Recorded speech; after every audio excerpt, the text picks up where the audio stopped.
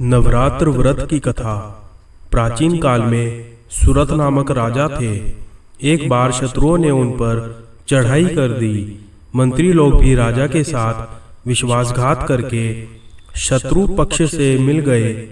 परिणाम स्वरूप राजा की पराजय हुई और वे दुखी तथा निराश होकर तपस्वी वेश में वन में निवास करने लगे।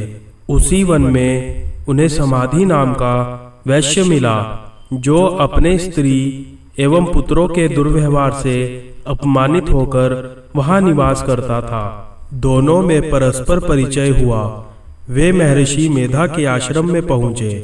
महामुनि मेधा के द्वारा आने के कारण पूछने पर दोनों ने बताया, यद्यपि हम दोनों अपने लोगों से ही अत्यंत अपमानित तथा तिरस्कृत हैं, फिर भी उनके प्रति मोह नहीं छूटता। इसका क्या कारण है? महर्षि मेधा ने बताया, मन शक्ति के अधीन होता है। आदि शक्ति भगवती के दो रूप हैं, विद्या और अविद्या। प्रथम ज्ञान स्वरूपा है तथा दूसरी अज्ञान स्वरूपा। जो अविद्या अज्ञान के आदि कारण रूप में उपासना करते हैं, उन्हें विद्या स्वरूपा प्राप्त होकर मोक्ष प्रदान करती है। राजा सूरथ ने पूछा, देवी कौन है और उनका जन्म कैसे हुआ? महामुनि बोले, राजन, आप जिस देवी के विषय में प्रश्न कर रहे हैं वह नित्य स्वरूपा तथा विश्वव्यापिनी है। उनके प्रादुर्भाव के कई कारण हैं। कल्पांत के समय महाप्रलय होती है। उसी समय जब विष्णु भगवान क्षीर सागर में अनंत शैया पर शयन कर रहे थे, तभी उनके दोनों कर्ण कुहरों से तो दैत्य मधु तथा कैटभ उत्पन्न हुए। धरती पर चरण रखते ही दोनों विष्णु की नाभि कमल से उत्पन्न होने वाले ब्रह्मा को मारने दौड़े।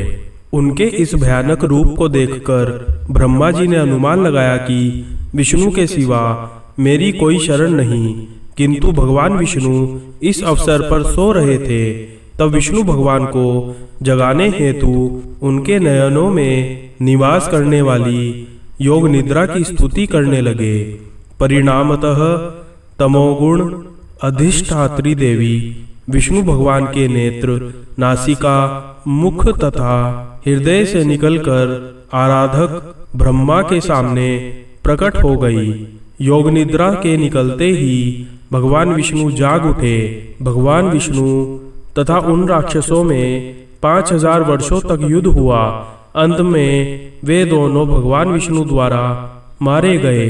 ऋषि बोले, अब ब्रह्मा जी की स्तुति से उत्पन्न महामाया देवी की वीरता सुनो। एक बार देवताओं के स्वामी इंद्र तथा दैत्यों के स्वामी महिषासुर में सैकड़ों वर्षों तक घनघोर संग्राम हुआ। इस युद्ध में देवराज इंद्र की पराजय हुई और महिषासुर इंद्रलोक का स्वामी बन बैठा। तब हारे हुए देवगण ब्रह्मा जी को आगे करके भगवान शंकर तथा विष्णु के पास गए और उनसे अपनी व्यथा कथा कही। देवताओं की इस निराशापूर्ण वाणी को सुनकर विष्णु तथा शंकर को महान क्रोध आया। भगवान विष्णु के मुख तथा ब्रह्मा, शिव, इंद्र आदि के शरीर से एक पुंजीभूत तेज निकला, जिससे दिशाएं जलने लगी। अंत में यही तेज एक देवी के रूप में परिणत हो गया।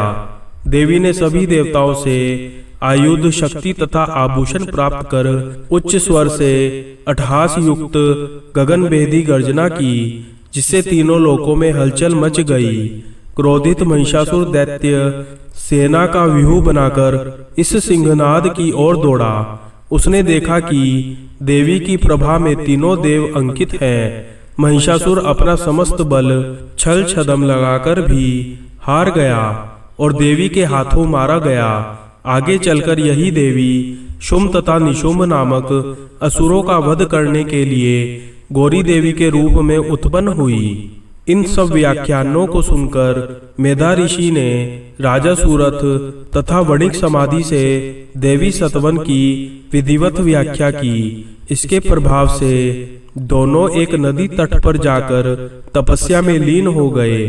3 वर्ष बाद दुर्गा जी ने प्रकट होकर उन दोनों को आशीर्वाद दिया, जिससे वणिक सांसारिक मोह से मुक्त होकर आत्मचिंतन में लग गया तथा राजा ने शत्रुओं को जीतकर अपना खोया राज वैभव पुनः प्राप्त कर लिया।